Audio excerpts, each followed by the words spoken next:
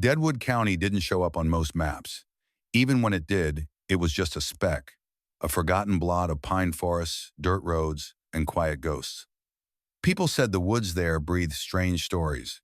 They said if you stood real still by the Silver Pines Trail after midnight, you'd hear a woman crying, and sometimes a whisper calling her name back. Deadwood County, Oregon. Population: 1,202 on good days.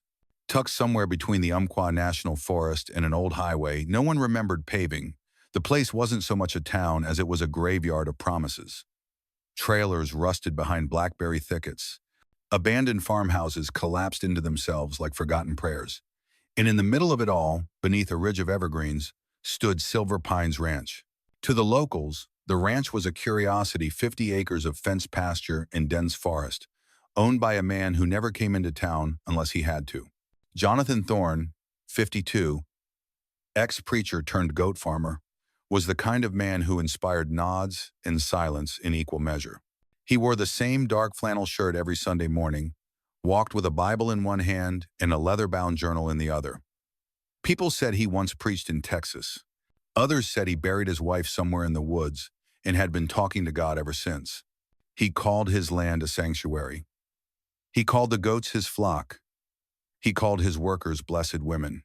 But the women who worked there, they didn't stay. The pattern was subtle. One every year, sometimes two. Always women in their 30s or 40s. Always with nowhere else to go. Divorced, widowed, estranged. Thorne said he recruited them from shelters, church missions, online faith groups. They came with suitcases and silence, worked the ranch, and then just vanished.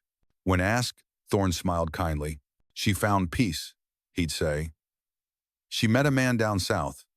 Or, she went back home, reunited with her children. Praise the Lord. No police reports were filed. No families came asking, at least not at first. These women had no one left. And Deadwood was a perfect place to disappear. But something shifted the year Eleanor Monroe arrived. She was different, more educated, more connected. A single mom with nursing experience and a streak of stubbornness.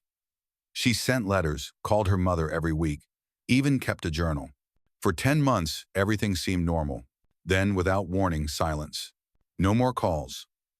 No texts. Bank account frozen. And somewhere deep in the pines, Jonathan Thorne knelt beside a goat pen, whispering a prayer only the wind could hear. Eleanor Monroe knew something was wrong the moment the phone stopped ringing. Angela called every Thursday evening, right after dinner.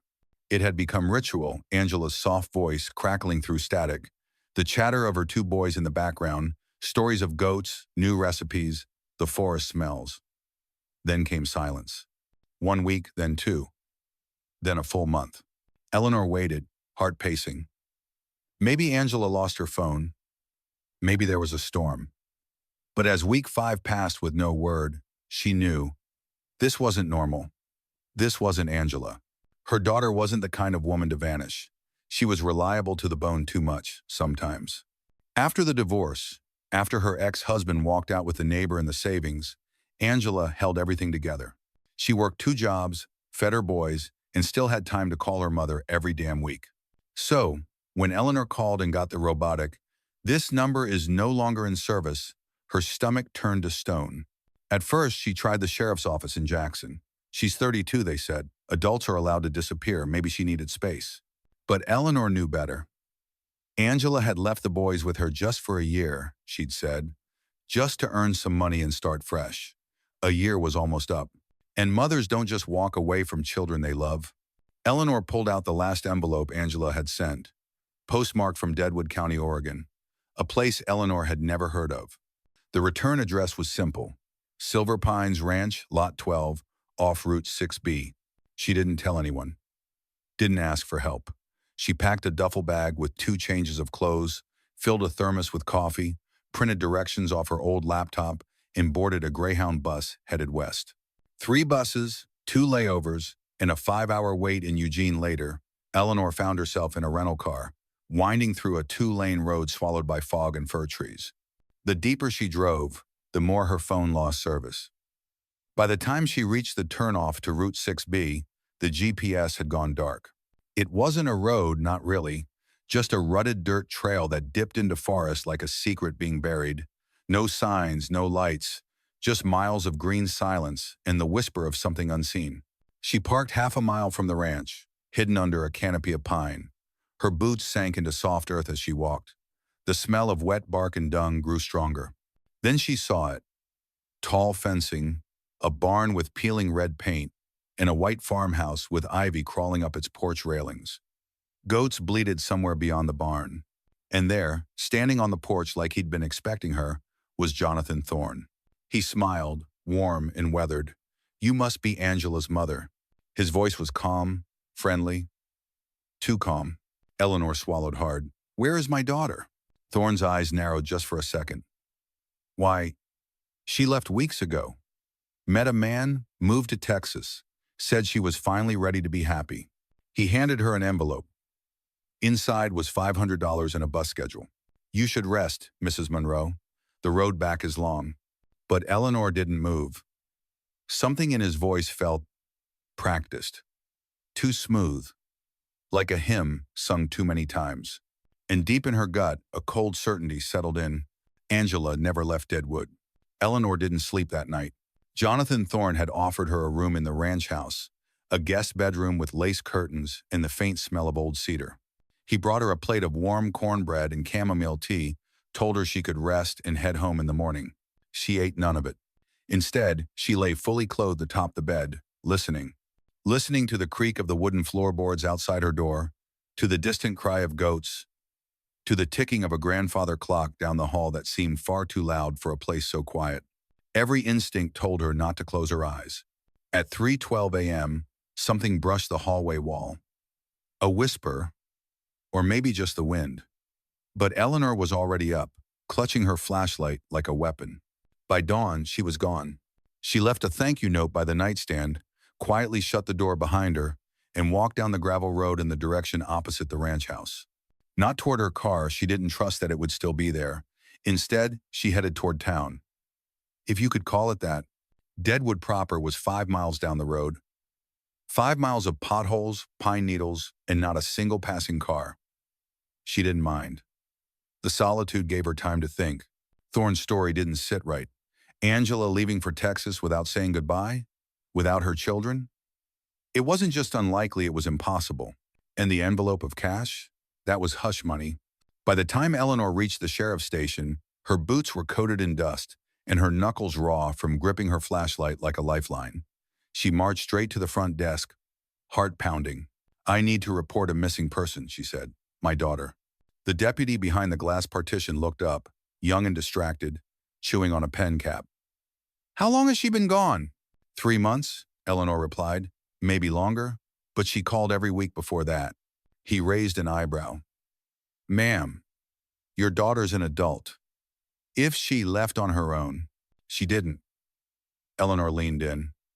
"She worked at Silver Pines Ranch, under Jonathan Thorne. That changed something."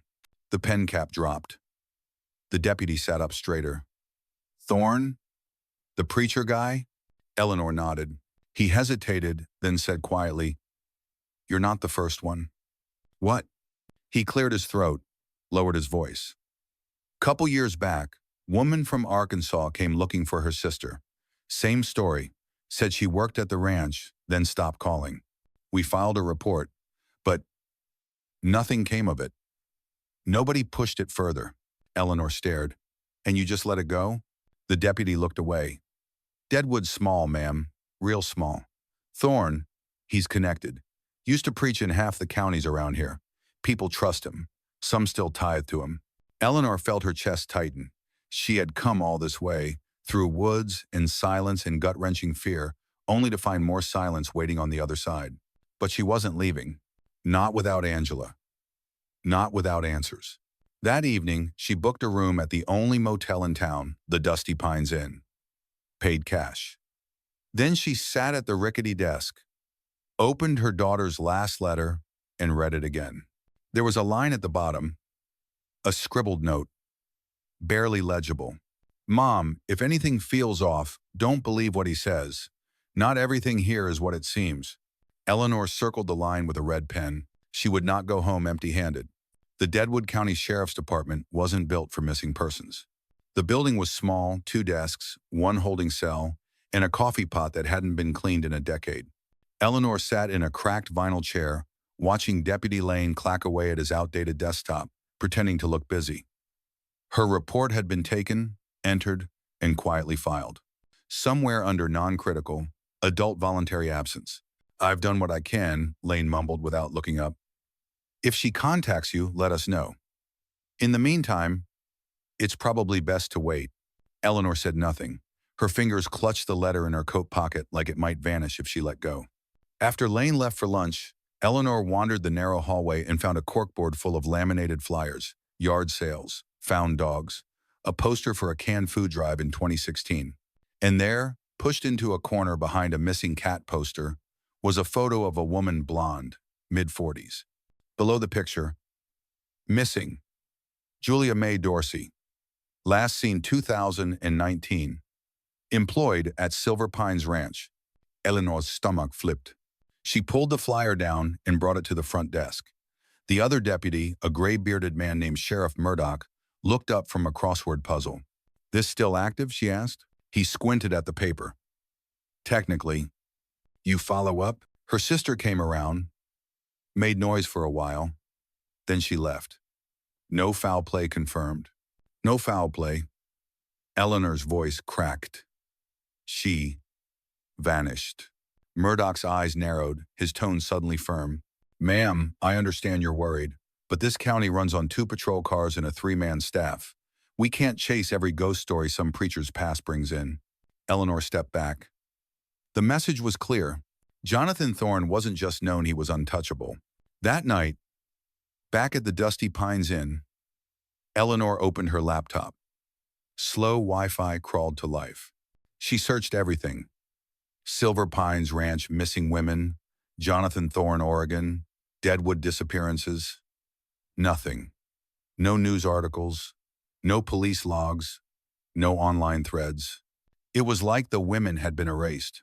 And then, buried on page 6 of a forgotten blog about abandoned towns in Oregon, she found a post dated 3 years prior. A woman named Loretta Dorsey pleading for help finding her sister, Julia. The post ended with one sentence. "They called her broken.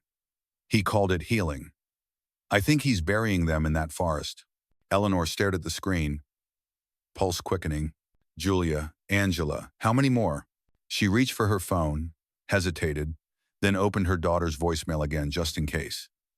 Still nothing. But there was something else now. A fire building. A need not just for answers, but for justice. The files might be forgotten, but Eleanor Monroe wasn't. 3 days passed. Eleanor stayed in Deadwood, living off vending machine coffee and stale motel toast. She made her way back to the sheriff's office each morning like clockwork, polite, firm, relentless. Deputy Lane stopped making eye contact. Sheriff Murdoch grew curt. No new information, no movement, just dust and silence. But on the 4th morning, something changed. When she walked in, a stranger was standing at the front desk. He was tall, mid-50s, dark overcoat despite the sun, steel gray hair cropped tight. He spoke low, with the kind of calm that didn't ask for permission. "Mrs. Monroe," he said, turning toward her, "I'm Lieutenant Marcus Grant, Oregon State Police." Eleanor blinked. "State Police?" He nodded. "I was forwarded your missing person report. Also saw the note you left about Julia Dorsey. I remember that case, vaguely. Too quiet, too fast. Something about it never sat right." Eleanor's throat tightened. For the first time in days, she felt seen. Grant pulled out a weathered leather notebook and flipped it open. "You say your daughter last contacted you 3 months ago?" "Yes," Eleanor said quickly. "She called every week. She has 2 boys. She wouldn't just leave." "And her last known location?" "Silver Pines Ranch. She worked there under Jonathan Thorne." Grant's pen stopped mid-note.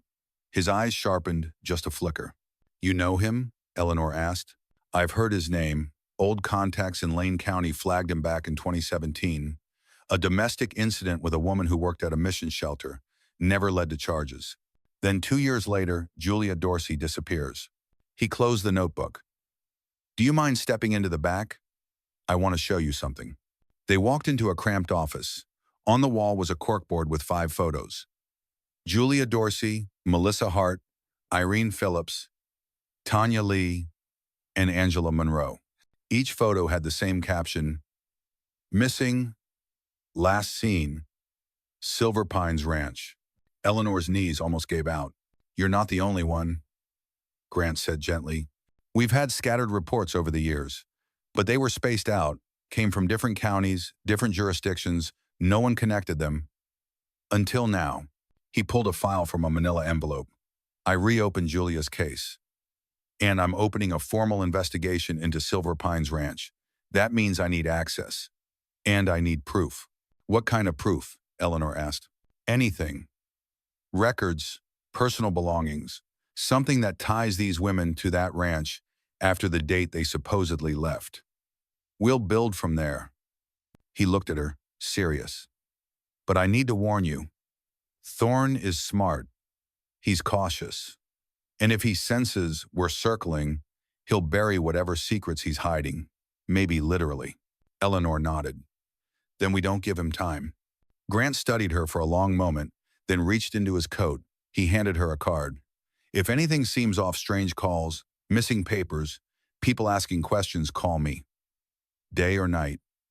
She gripped it like a lifeline. As he turned to leave, Eleanor glanced back at the board. 5 women, 5 faces, 5 unanswered stories. But something had shifted. This wasn't just about her daughter anymore. It never had been.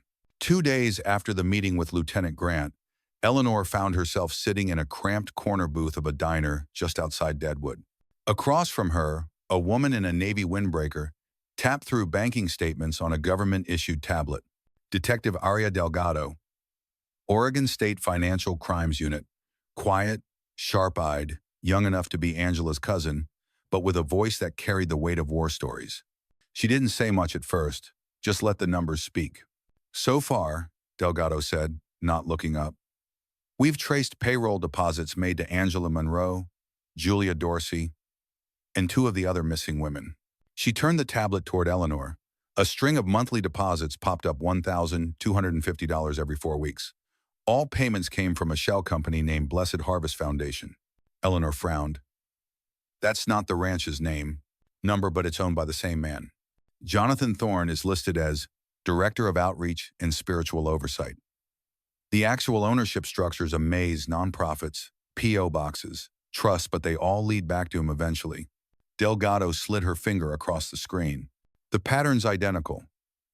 Deposit, small withdrawals for groceries, then 1 large cash withdrawal at an isolated ATM near Silver Pines. Then, nothing."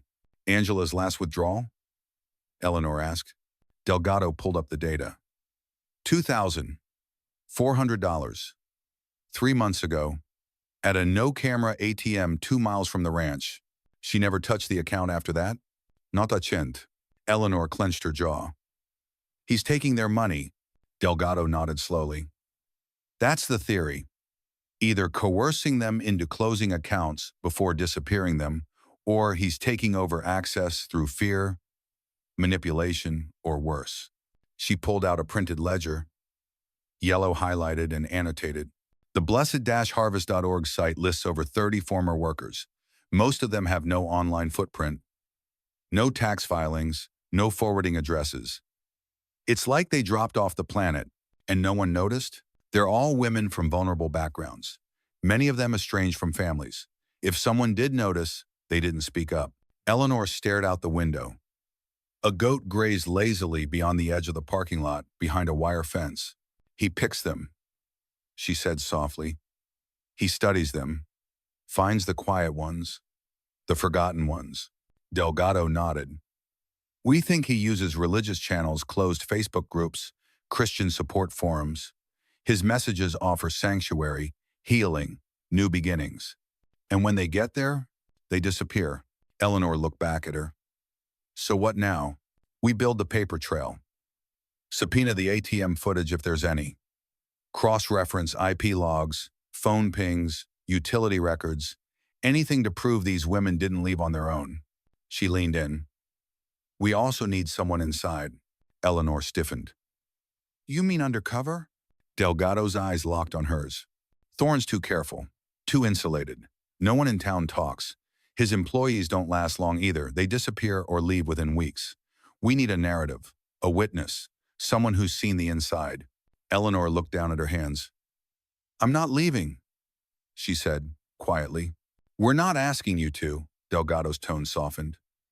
But you might not be the only one staying. She slid a photo across the table. A woman, brunette, plain clothes, calm face.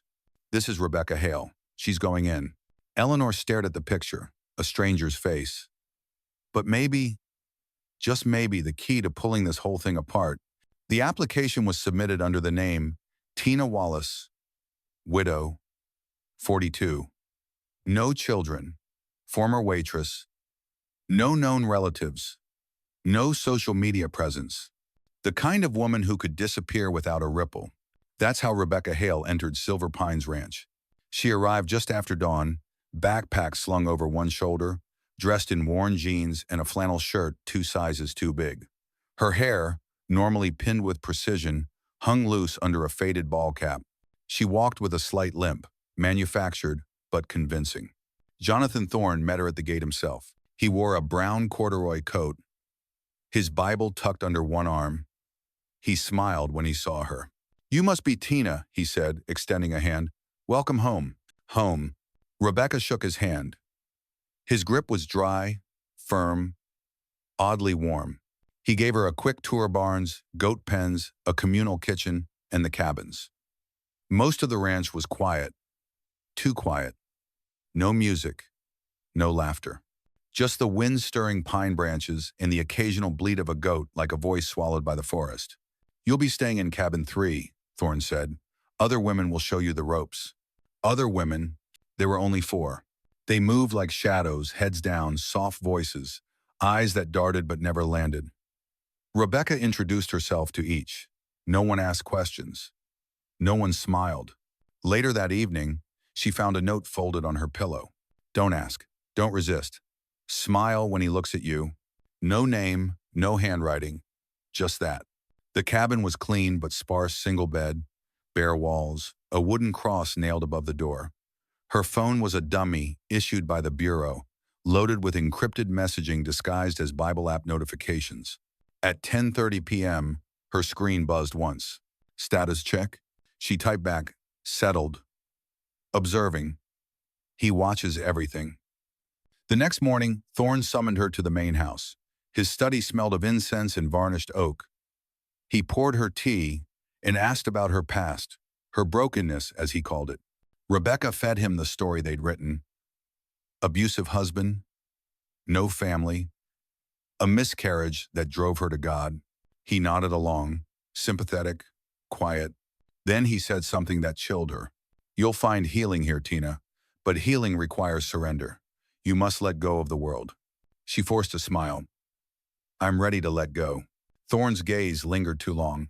Over the next few days, Rebecca kept notes. The routine was rigid prayers at 6 a.m., goat feeding at 7, silence from 2 to 4 p.m., no contact with the outside.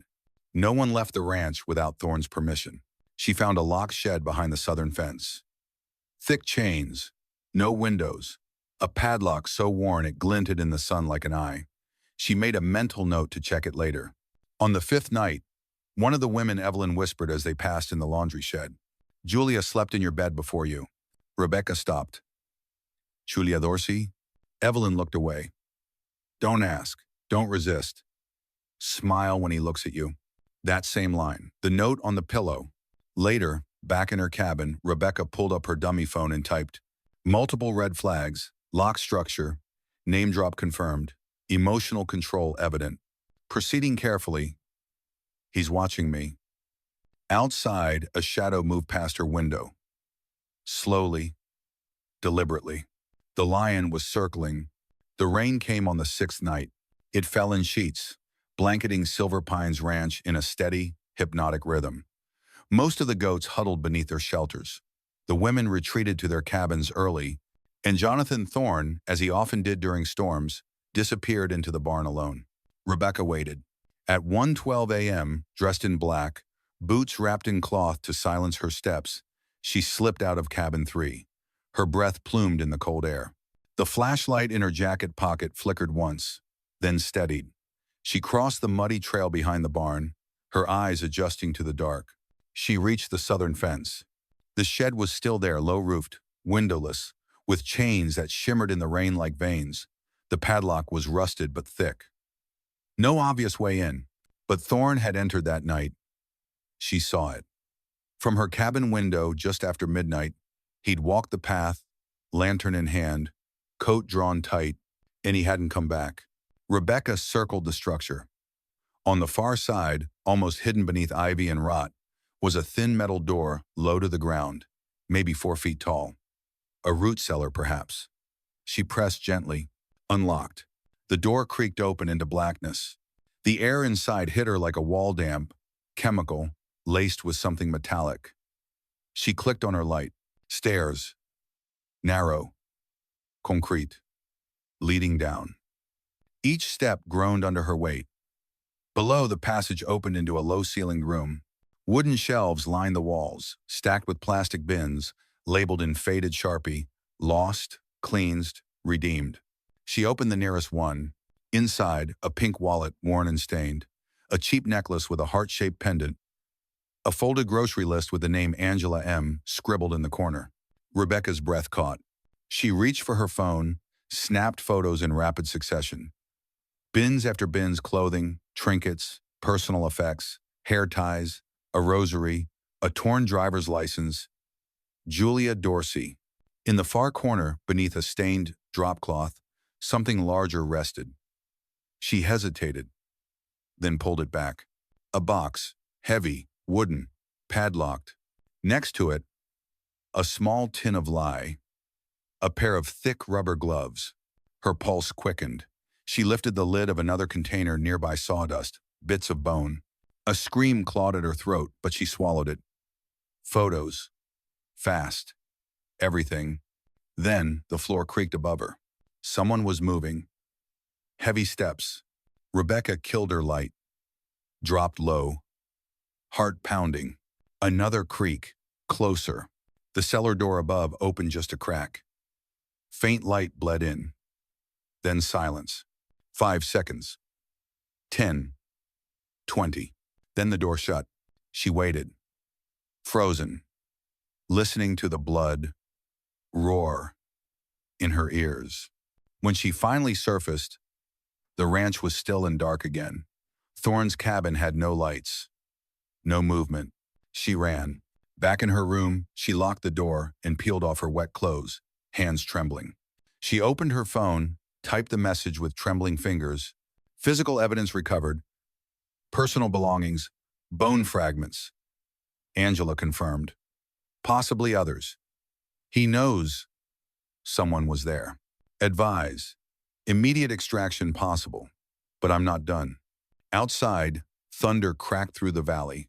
Inside, Rebecca sat in the dark, a rosary in one hand, a burner phone in the other, and the unbearable weight of 7 women pressing against her chest.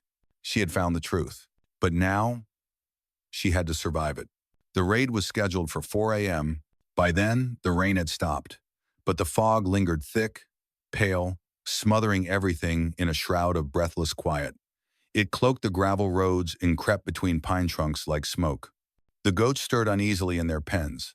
Somewhere deep in the woods, a crow called once. Then silence. Rebecca was already awake, fully dressed, sitting on the edge of her cot, waiting. She had sent the final message at 3:27 a.m. Ready. Less than 10 miles away, 3 black SUVs with government plates rolled down Route 6B without headlights. Inside, Lieutenant Marcus Grant sat in the lead vehicle. Radio pressed to his ear, listening to the syncopated breathing of tactical units. His knuckles were white against the steering wheel. The last photo Rebecca had sent a bin labeled "Redeemed," with Angela's ID inside, was burned into his mind. They had what they needed. Probable cause. A judge's warrant. Chain of evidence. Now they just had to get inside before the monster knew they were coming. At 3:59, Rebecca opened her cabin door. The air outside was sharp, earthy, still damp with the ghost of the earlier storm. She looked toward Thorne's house light in the study window, faint silhouette moving back and forth. He didn't sleep much. She had learned that. She slipped out, walking calmly toward the goat shed as if on early feeding duty. Her hands trembled inside her coat. Then, it happened. 3 vehicles tore through the fog like beasts released from chains. Brakes screamed, doors flew open. Men in tactical gear shouted, "Oregon State Police, down on the ground!" Goats scattered in panic. Rebecca dropped to her knees, hands raised. She didn't have to fake the shock. Lights flooded the property. Lasers danced across walls and windows. Boots thundered up porch steps. A battering ram struck Thorne's front door once, twice, then splintered it inward with a crack like bone snapping. Rebecca turned toward the barn and saw him. Jonathan Thorne, standing by the back porch, barefoot, coat open, Bible clutched tight to his chest. His face was calm. Too calm, officers shouted. He didn't move. Instead, he whispered something, then ran, through the field, past the pens, toward the tree line. Grant was the first to give chase. "He's heading south, toward the treatment pit." 3 officers followed, boots slapping wet earth. Thorne disappeared behind the tree line. Seconds later, screams. The pit. It wasn't just for waste. Officers found him on his knees beside it, arms outstretched like in worship. Behind him, barrels, burned bones, crushed jewelry, fragments of teeth. The stench was unbearable. One officer gagged into his sleeve. Grant stepped forward, gun drawn. "It's over, Jonathan." Thorne turned slowly and smiled. "No," he whispered. "It's only just begun." He lunged, nodded Grant into the pit. They pulled him out seconds later, screaming scripture, half-conscious, face covered in ashes and rot. Back at the ranch, forensic teams descended like locusts. The hidden cellar was uncovered, bins cataloged, personal effects photographed, hair samples, fabric, bones. 7 women. Maybe more. Rebecca sat on the porch steps, arms wrapped around herself, watching the sunrise pierce through fog like a knife. She didn't cry. Not yet. Inside the farmhouse, a single note was taped to the back of Thorne's study door. "They came broken. I made them whole." No one said it aloud, but the look on every officer's face said the same thing. This wasn't healing. It was slaughter dressed in scripture. The interview room smelled like bleach and regret. Jonathan Thorne sat shackled to the metal table, wrists bruised, face pale beneath fluorescent lights. He wore a gray jumpsuit now, no more corduroy coat, no more Bible in hand. But he still held his posture like a preacher, straight-backed, hands folded, as if waiting to deliver a sermon. Across from him sat Lieutenant Marcus Grant and Special Agent Aria Delgado. A red folder lay between them, thick with evidence photos, DNA reports, bank statements, bone fragments. Thorne didn't look at it.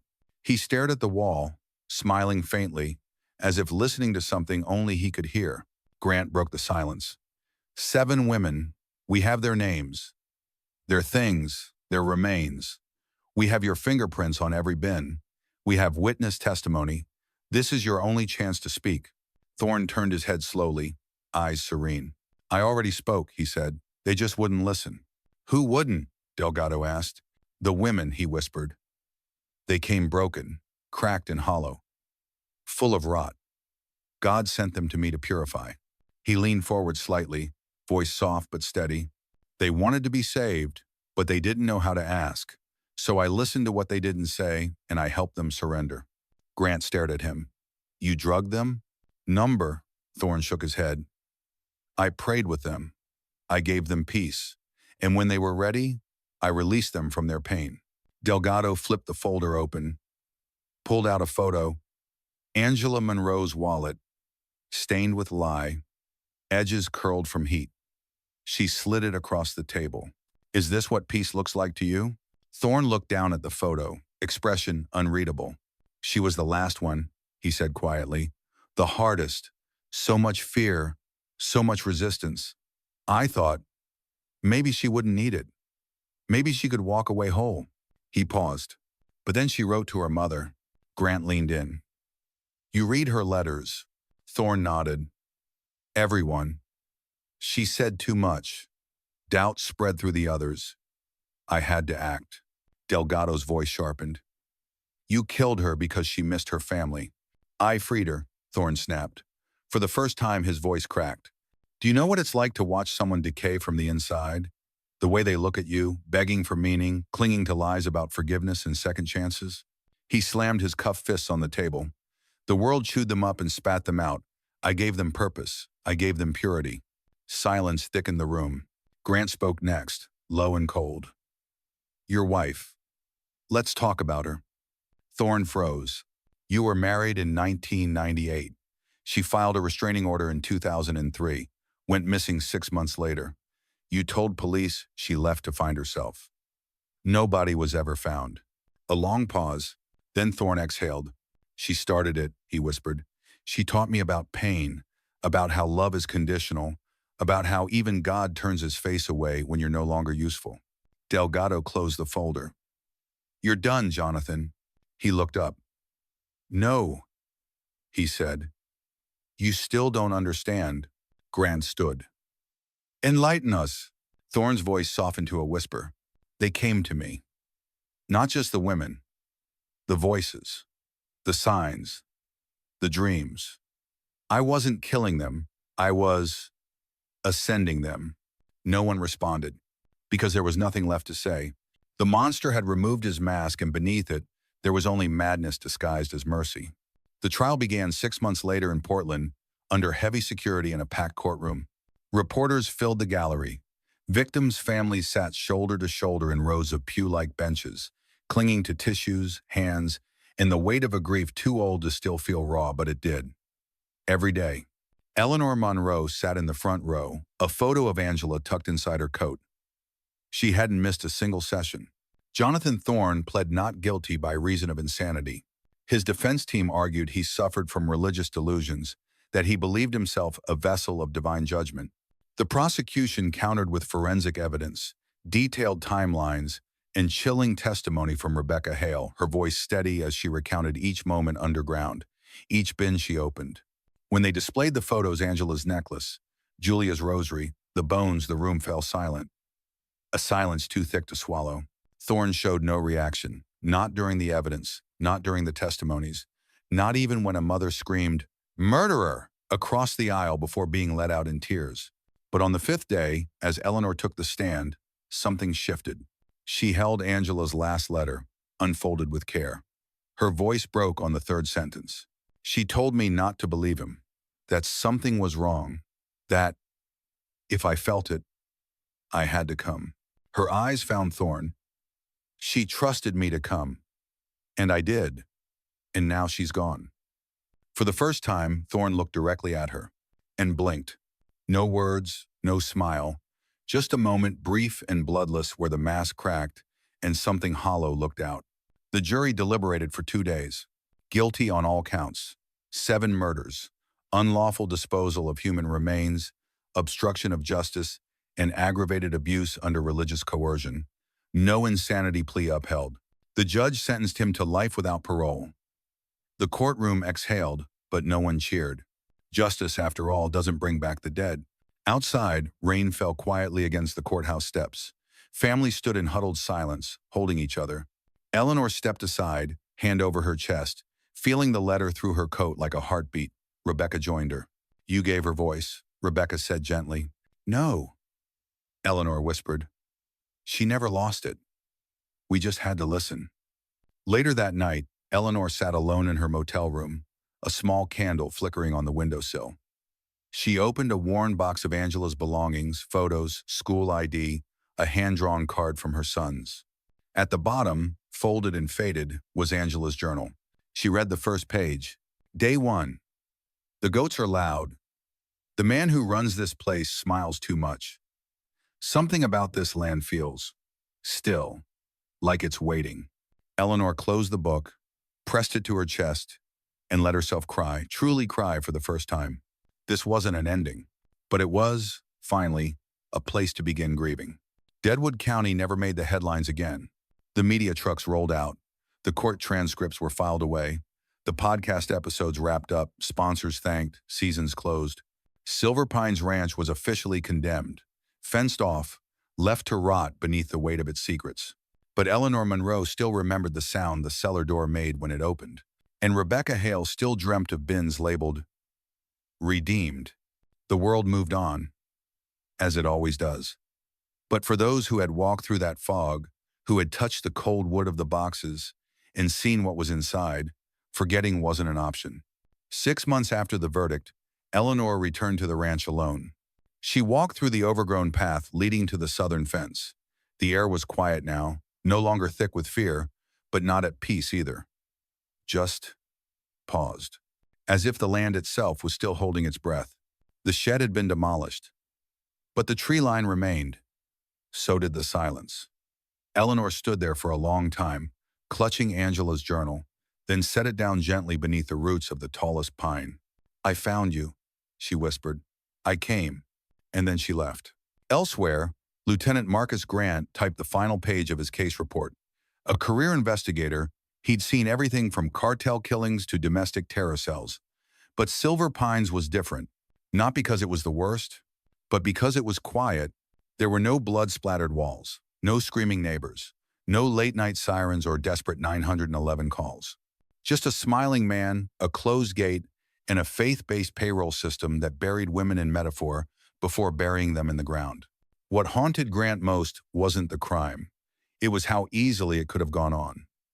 How many more women would have vanished if one mother hadn't refused to accept a polite lie? He closed the file. Case: Thorne, Jonathan. Status: convicted. Closed. But he underlined one word in his personal notes: pattern. Because men like Thorne weren't anomalies.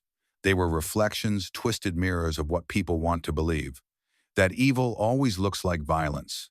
That predators wear hoods, not halos.